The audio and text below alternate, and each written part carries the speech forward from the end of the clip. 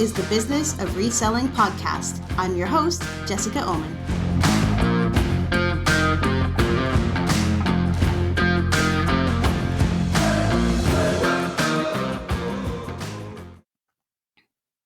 Welcome, everybody, to the Business of Reselling podcast. It is the first podcast episode of 2025, and I'm feeling motivated and excited to be talking to you again. I have a whole bunch of topics I want to touch on, but I did promise a year in review. So that's a little bit about what today will be on, is sort of what happened, the highlights and the lowlights of 2024, and how that feeds into my outlook for the business in 2025.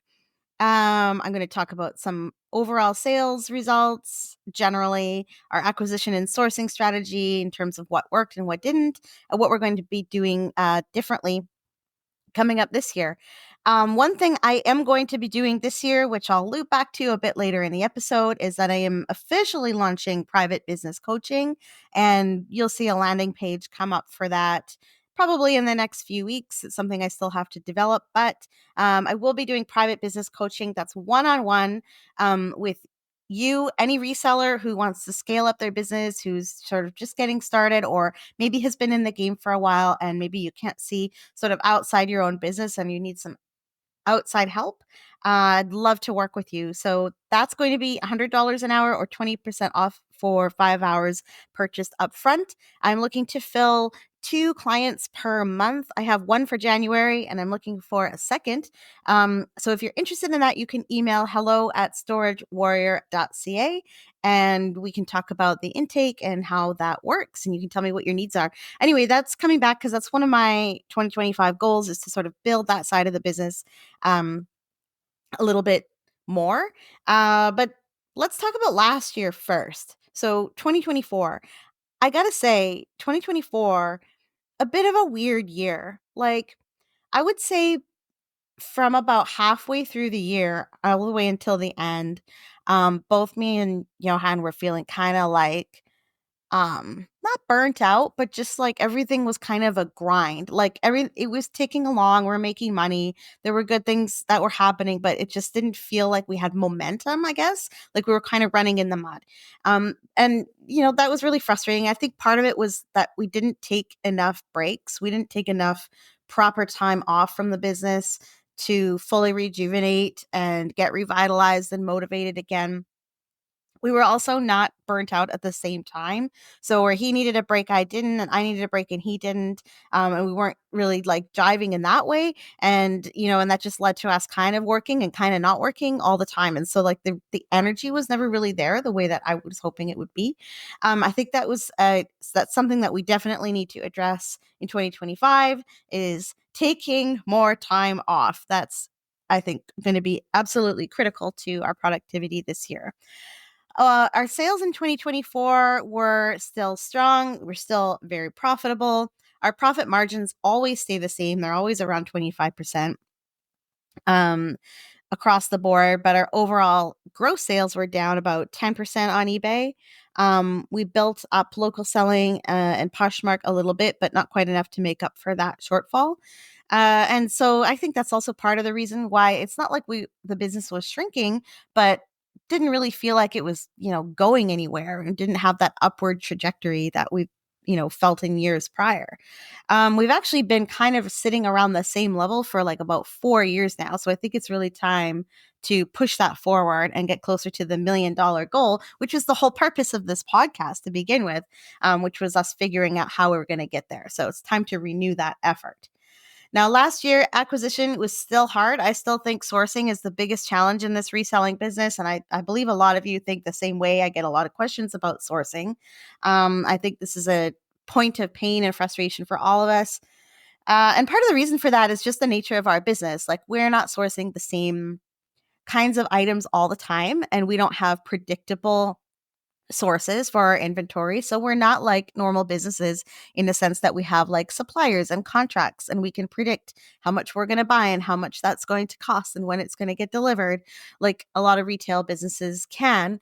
That has inefficiency built in, and that's part of the That's one of the big things that I think makes this business so challenging and difficult. Also, super fun. So there's good and bad aspects to it. We worked the junk company angle pretty hard. We were trying to source from junk haulers, and that had mixed results. In some cases, it worked really well. We have some enthusiastic partners. We had others who were interested, but really didn't have anything or couldn't really adapt their processes to incorporate us into theirs. And so it didn't really work out, or it was just too infrequent. Um, Still, I think some of those partnerships are very valuable. I'm glad that we have them. I'm going to lean into those and nurture them and hopefully grow and build those partnerships so that we can source more efficiently from them. But I won't be pursuing new partners in the junk hauling industry. I think we have done what we can there. I'm happy with the partners that we have. If you guys are listening, we love you.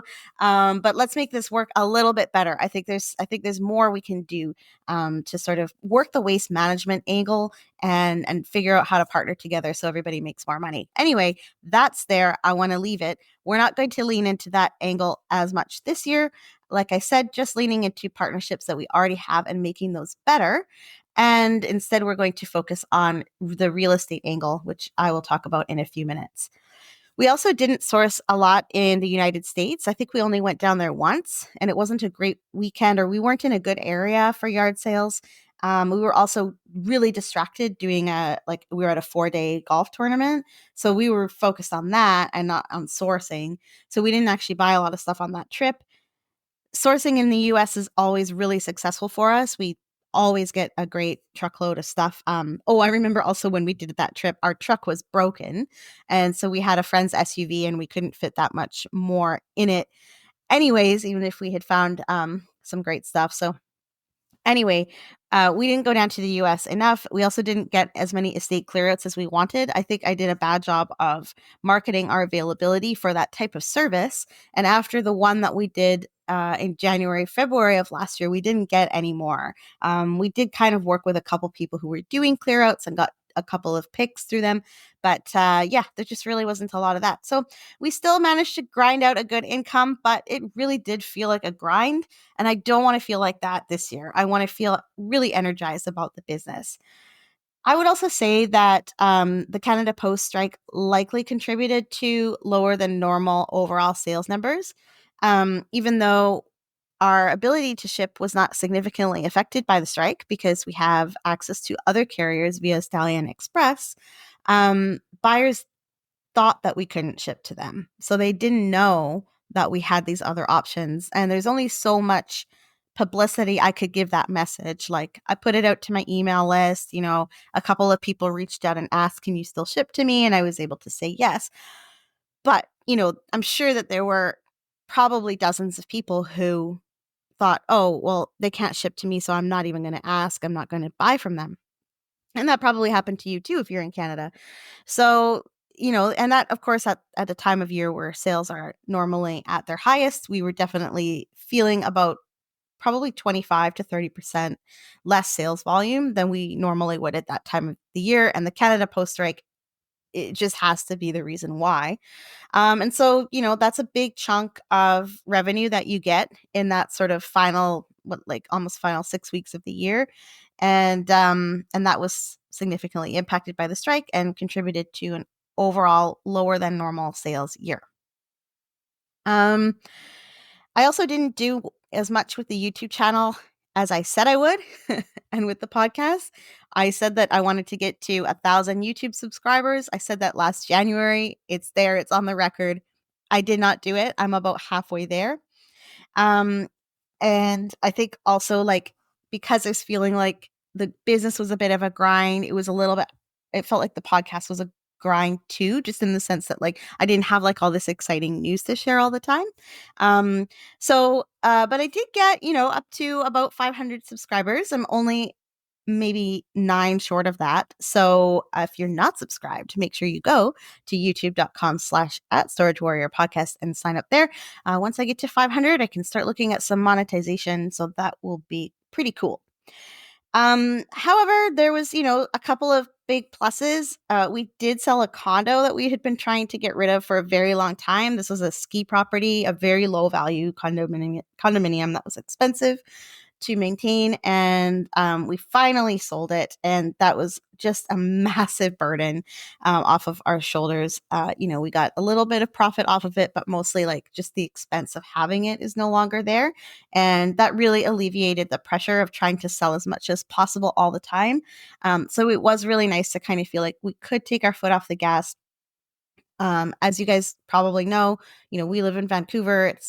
We're right in the middle of the city. It's very, very, very, very expensive here. And so there's a lot of pressure to sell, sell, sell, sell, sell, and make tons and tons of money all the time. So it was really nice to have that sale where, I didn't feel like, oh my gosh, I got to get to my $6,000 this month just to cover rent. That was kind of a little bit easier.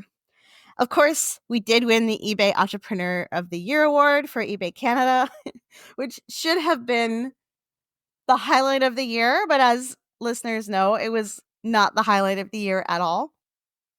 And if you didn't listen to that episode about what happened with that award, I've linked in the show notes to episode 46, where I talk all about that experience, which is quite the saga if you're not aware of it already. So that's 2024 kind of in a nutshell. For this year, I really want to renew our quest for $1 million in gross sales. I still think we can get there. I've never lost hope of the idea that $1 million in sales is possible. We probably need more human resources in order to do it. But we also need better stuff. And it's going to depend on sourcing the right stuff more frequently. So while the big, hairy, audacious goal is that $1 million in sales, really the realistic and achievable goals are source in the US more frequently. I want to go at least 4 times. And I think that that's that's easily achievable. That's only once a quarter. Hopefully we'll go more than that.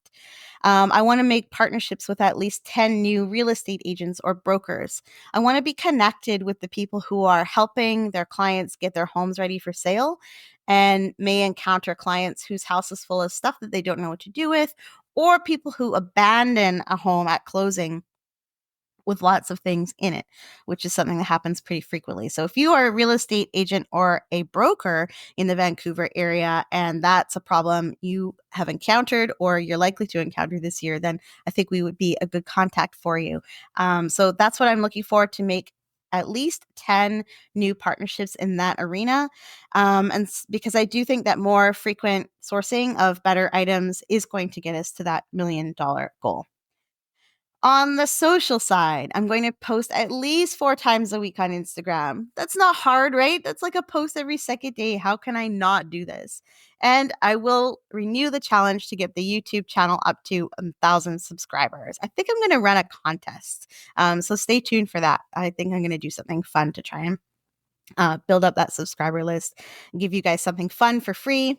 Yep, I know I said 1,000 subs last year, but I have a clearer path now to what I want to do with the podcast and the channel and how I want to sort of use it to help resellers. So that's going to include working with more coaching clients one-on-one, up to 2 clients per month, because I don't want to take too much away from my reselling business. That is what I do. It's my full-time thing and I don't want to cannibalize it, but I do want to do some business coaching.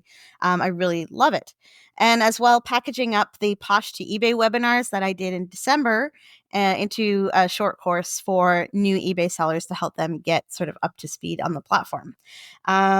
So yeah, if you're not aware, I did run a couple of webinars in December during the Canada Post strike.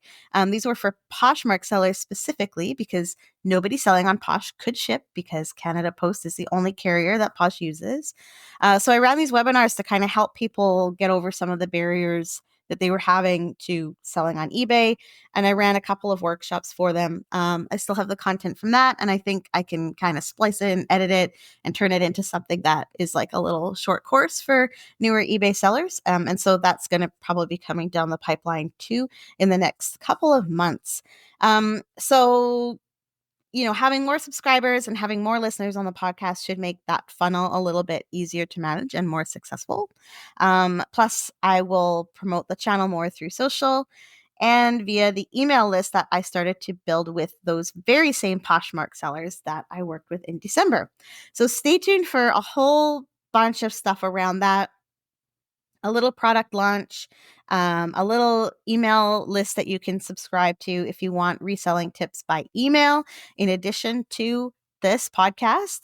I'm going to introduce that very soon and start building that email list. So all of that is going to become this sort of like package, and it's like I'm starting a reselling or like a side hustle, which is just weird because reselling is a side hustle for so many people. And now I'm like, no, my side hustle is my full-time thing. I need a side hustle for my side hustle. Anyway, I do too many things. That's the goal. I like education. I want to figure out how to monetize it a little bit because I spend a lot of time on this and I love it, but I still think I should make some money from it. And so that's kind of what I'm going to do. In my personal life, I'm going to establish my golf handicap this year. I'm super excited about that. I actually started last year, but I started late in the season and I didn't get enough rounds in for the handicap scores to count.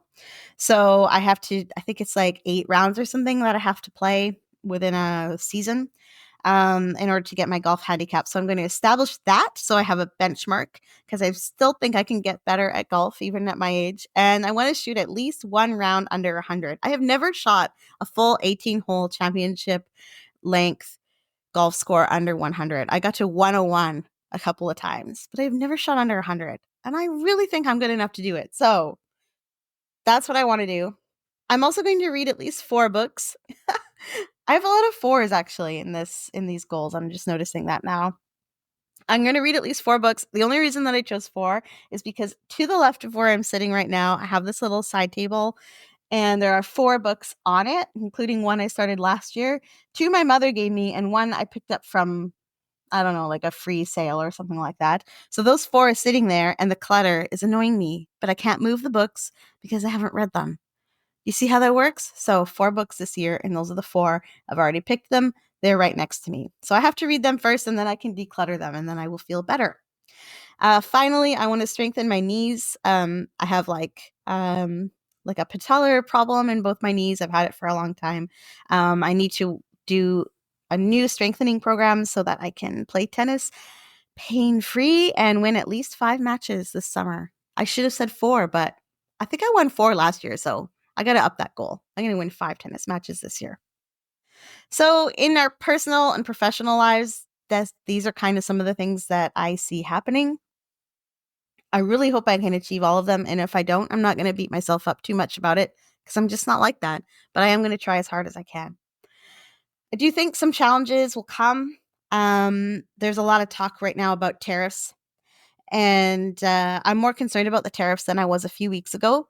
I think if they come, which it sounds more and more like they will, even if they do not cover used goods or even if they don't apply to the types of things that you and I sell, I do think a lot of potential buyers will believe that they do and not buy from us because they think they'll be stuck with the tariff even if they won't. Just like the Canada Post strike. People thought we couldn't ship to them, so they just didn't buy. I think this tariff situation will create the same problem. I actually have a funny story. I think in November or early December, a buyer from Ontario wrote to me and they said, I want this item, but I can't buy it because your US dollar is so much stronger than ours and the conversion rates will kill me. Plus, I don't want to pay Trump's tariffs to Canada. And I was like, I'm not sure where to begin explaining how many things are wrong with that statement, but Trump's not in power. I don't know. Trump is not going to have tariffs go from the US to Canada. Their tariffs are not in place, and we're in the same country. And I explained all of this to the buyer, and I tried to do it in the least sarcastic way that I possibly could. And they wrote back, and I am not kidding you. They said, "Can I do local pickup?" They were in North York, Ontario, and I'm in Vancouver. And I said, "Sure. The drive will take you about 4 days." And they said, let me get back to you.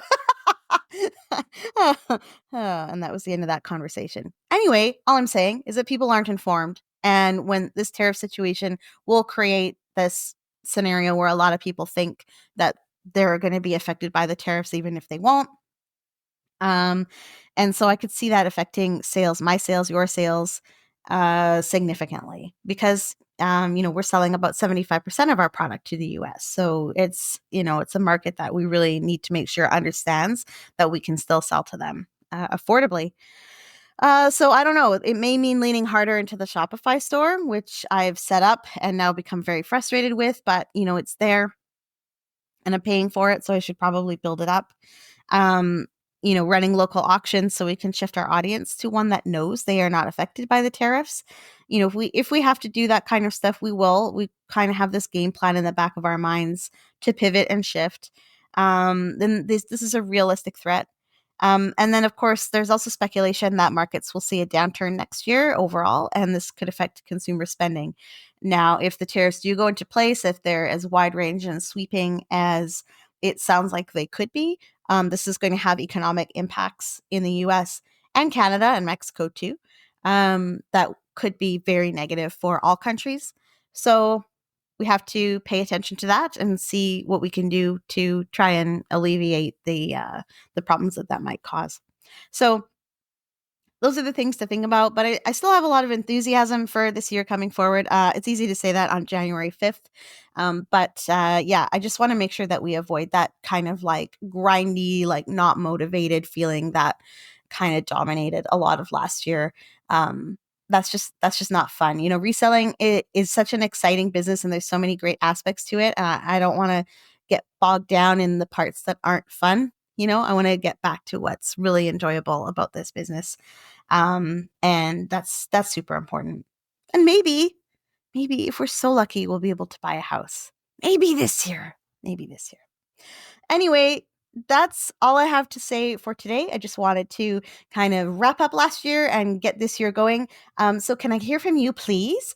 Please leave a comment. What is your 2025 outlook and what is one specific thing you will accomplish? Don't just say, I'm going to sell more or I'm going to downsize my inventory. Specifically, by how much? How much are you increasing your sales by? How much are you downsizing your inventory by? Like, the more specific you are with your goals and ideally setting a timeline for achieving them, the more likely they are to happen. So leave a comment, put it out there, make it public, and we can make each other accountable. We'll see you on the next episode. And don't forget, we're always buying. Hook us up with a great pick in the Pacific Northwest or British Columbia, and you will receive a gift. See you next episode. Bye.